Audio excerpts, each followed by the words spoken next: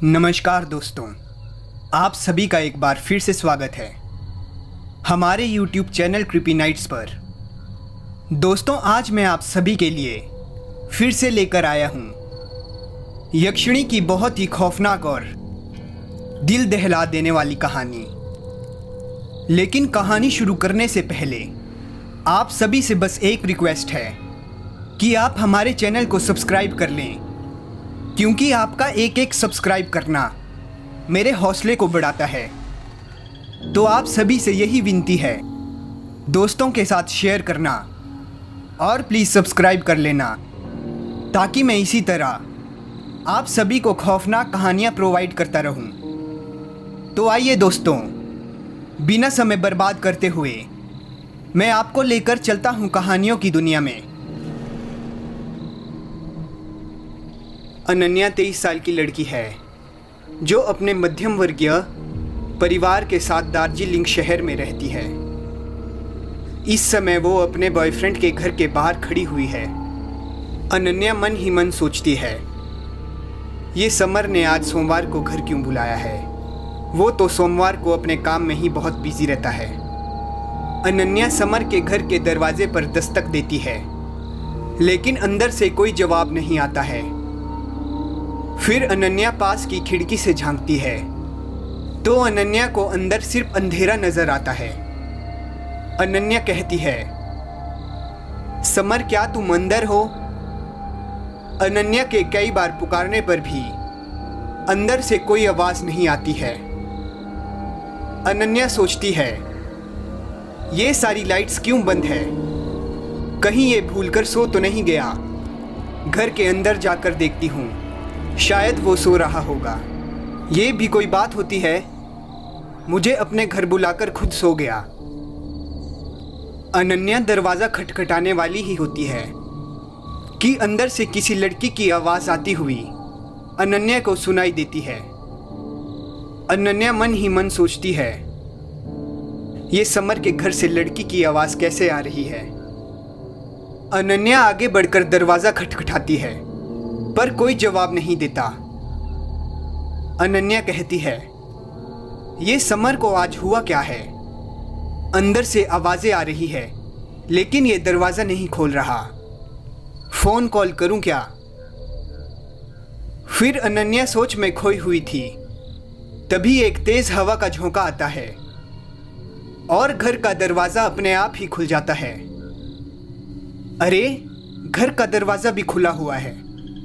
Summer से पहले मुझे ये देखना होगा कि इस खुले घर के अंदर कोई चोर तो नहीं घुस गया, कहीं वो छुपकर हमला ना कर दे। मुझे और सावधानी से रहना होगा। अनन्या घर में घुसकर लाइट जलाने की कोशिश करती है, पर कोई भी स्विच काम नहीं करता। अनन्या कहती है, उफ, लगता है इस महान आलसी समर जी ने फिर से बिजली का बिल नहीं भरा।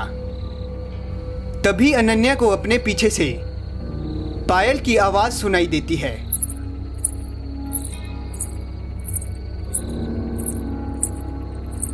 अनन्या मुड़कर देखती है, पर वहां उसको कोई दिखाई नहीं देता है। अनन्या सोचती है, अभी तो यहीं से आवाज आ रही थी, पर यहां तो कोई भी नहीं है। फिर अनन्या कहती है, समर तुम हो क्या। देखो मुझे डर लग रहा है, प्लीज ये आवाजें करना बंद करो। फिर अचानक अनन्या को समर की आवाज सुनाई देती है। समर कहता है, ये 6 महीने कितनी जल्दी बीत गए, पता ही नहीं चला ना। समर की ये बात सुनकर अनन्या कहती है, समर तुम किधर थे इतनी देर से, और घर क्यों खुला छोड़ दिया है। अनन्या अपने चारों तरफ देखती है, पर उसे वहां कोई भी दिखाई नहीं देता है। अनन्या कहती है, समर तुम कहां हो। समर कहता है, तुम्हारे दिल में, और कहां। फिर अनन्या कहती है, वाह, बहुत अच्छे, अब बाहर निकलकर सामने आओ। फिर समर कहता है, पहले ये बताओ कि मेरे साथ एक खेल खेलोगी। ये बात सुनकर अनन्या कहती है, उफ समर, तुम और तुम्हारे ये प्रैंक्स और खेल। फिर समर कहता है, जल्दी बताओ, खेलोगी कि नहीं?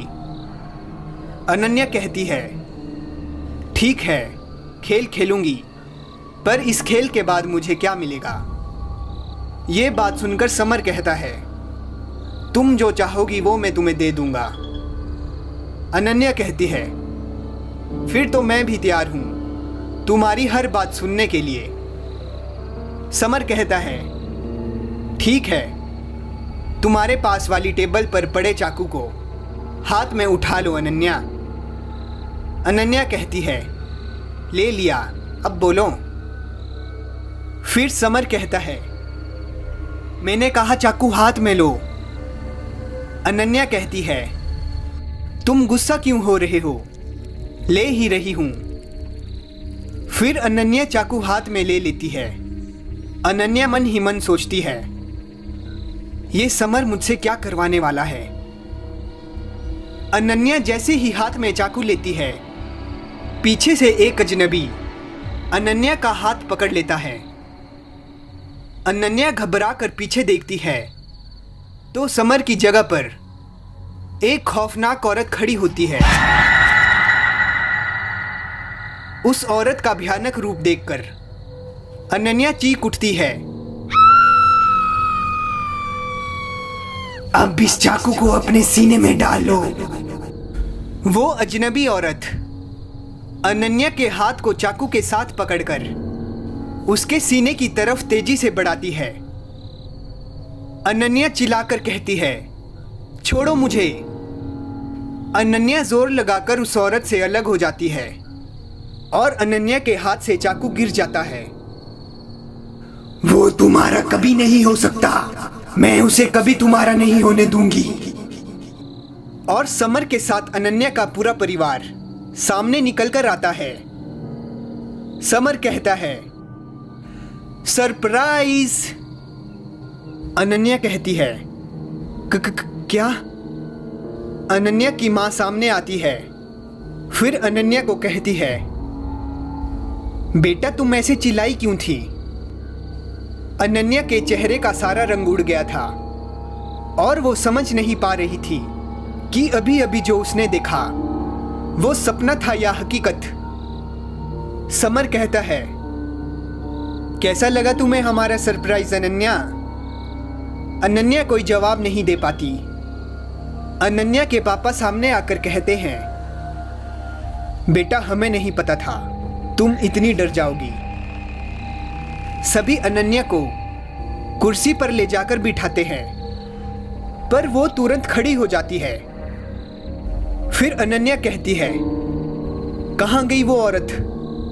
समर कहता है, कौन औरत? अभी एक औरत ने मुझ पर हमला किया था, वो कहाँ है? समर कहता है, हमला? कब? हम सब इतनी देर से यहीं थे अनन्या। ये बात सुनकर अनन्या कहती है, यहीं पर थे? तो मुझे उस डरावने मुंह वाली औरत से क्यों नहीं बचाया?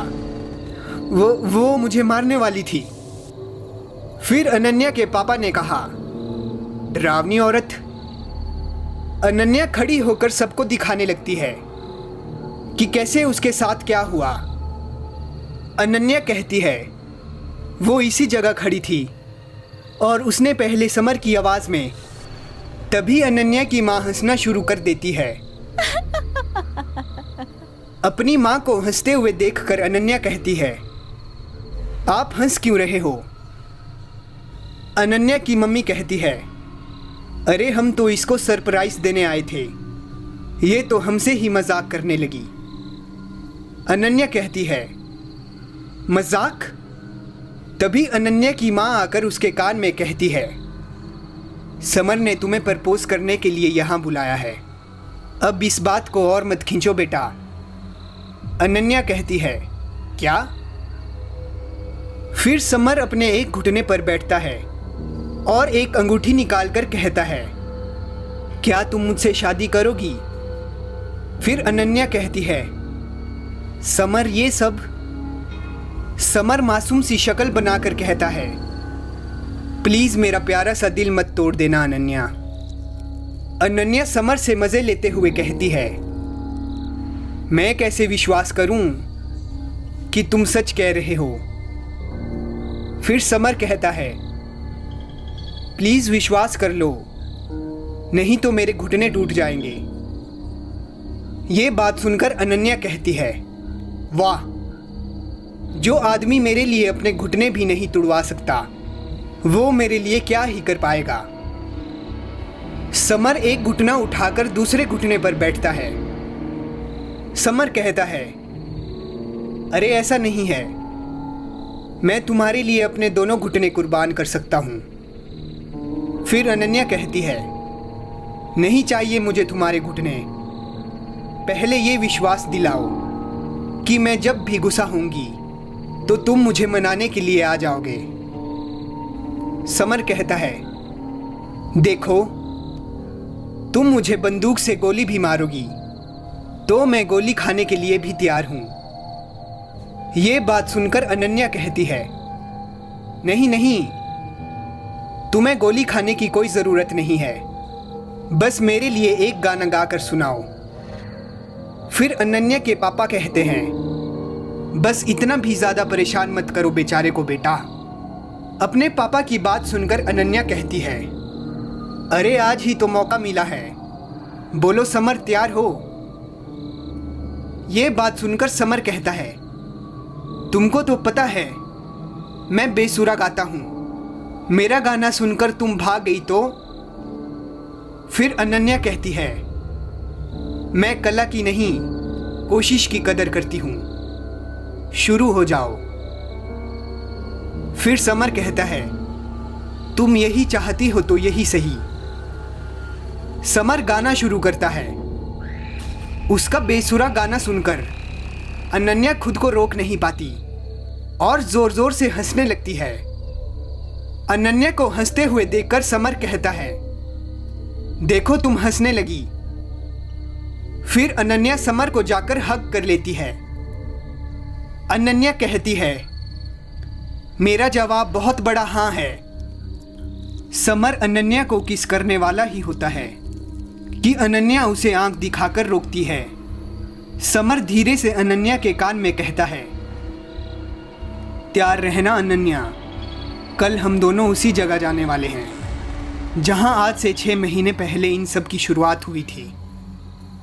अगले दिन अनन्या और समर उसी सनसेट पर मिलते हैं जहां वो दोनों पहली बार मिले थे।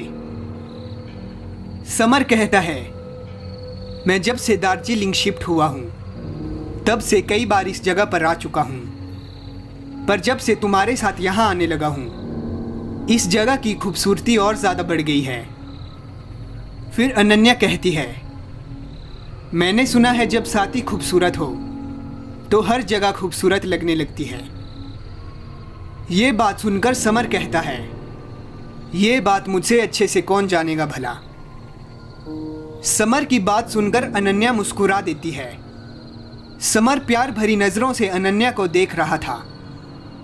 फिर अनन्या कहती है, तुमने मेरे मम्मी पापा को कैसे मनाया?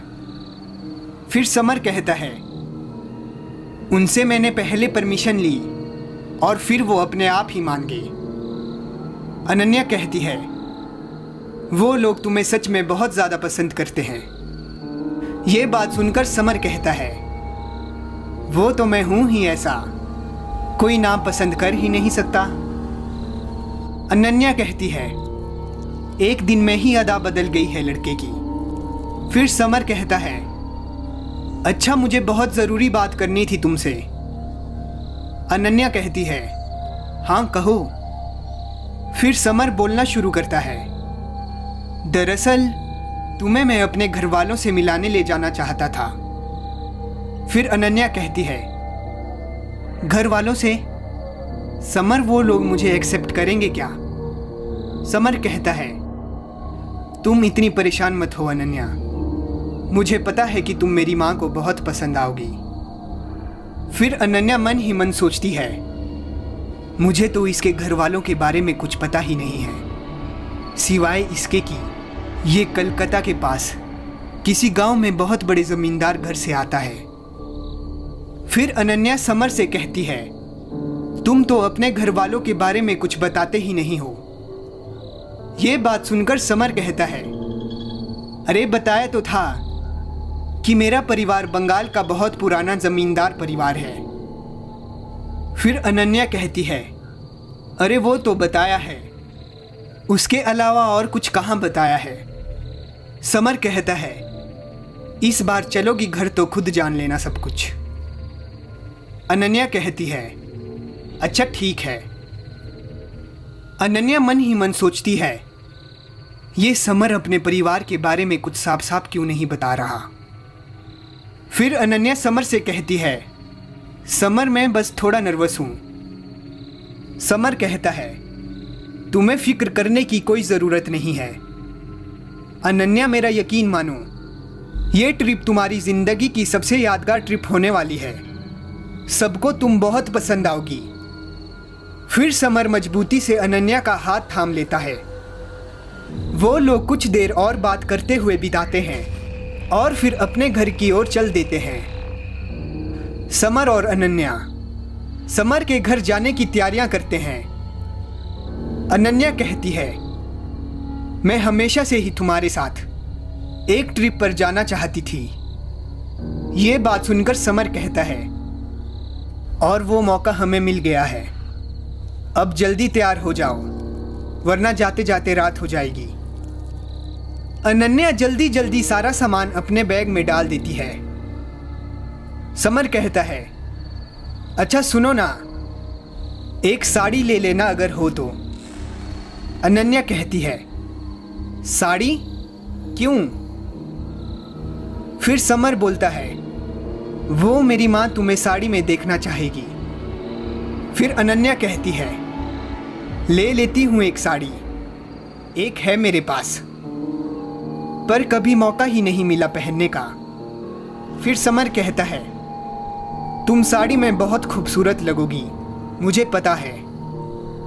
ये बात सुनकर अनन्या कहती है, तुम्हें तो मैं हर कपड़ों में ही अच्छी लगती हूँ, तुम्हारी माँ को अच्छी लगूं तब ना। फिर समर कहता है, चलो चलते हैं अब। अनन्या और समर गाड़ी में समर के घर की तरफ जाते हैं। तेज बारिश हो रही थी और वो दोनों आपस में हंसी मजाक करते हुए सफर कर रहे थे। समर कहता है, पूरी खिड़कियां खोल लो ना, बहुत अच्छी हवा आएगी। अनन्या कहती है, नहीं, ज़्यादा हवा में मेरी आंखें बंद हो जाती हैं और मैं नज़ारा नहीं देख पाती।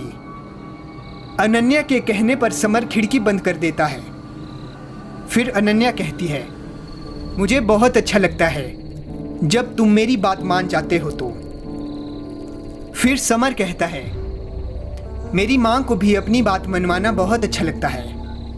अनन्या कहती है, तो शादी के बाद तुम किसकी बात ज़्यादा सुनोगे, मेरी या अपनी माँ की? ये बात सुनकर समर कहता है, ये भी कोई पूछने की बात है? अनन्या कहती है, बोलो ना, किसकी बात सुनोगे तुम? समर कहता है, बिल्कुल अपनी माँ की। ये कहकर समर हंसने लगता है। उसके साथ अनन्या भी हंसने लगती है। फिर समर कहता है, अरे ये क्या हो रहा है? फिर गाड़ी अचानक से बीच सड़क पर बंद हो जाती है। अनन्या कहती है, ये गाड़ी बंद क्यों हो गई समर? समर कहता है, पता नहीं, उतर कर देखते हैं कि गाड़ी में क्या हुआ है। समर कहता है, गाड़ी के इंजन में कुछ खराबी हो गई है, एक मैकेनिक की ज़रूरत है। ये बात सुनकर अनन्या कहती है, पर इतनी रात में मैकेनिक कहाँ से मिलेगा हमें? अनन्या और समर परेशान होकर चारों तरफ देखते हैं। सड़क के किनारे अनन्या को एक बहुत पुरानी हवेली दिखाई देती है। अनन्या कुछ कहने वाली होती है, तभी समर कहता है, मैं उस हवेली में नहीं जाऊंगा। अचानक से समर की घबराई हुई आवाज़ सुनकर अनन्या उसकी ओर देखती है समर डरी हुई नजरों से इस हवेली को देख रहा था। उसका चेहरा पसीने से भीग चुका था। दोस्तों, इस वीडियो का अगला पार्ट भी हम बहुत जल्द लेकर आएंगे। तब तक के लिए हमारे चैनल को सब्सक्राइब करें और बेल आइकन को ऑल पर सेलेक्ट कर लें।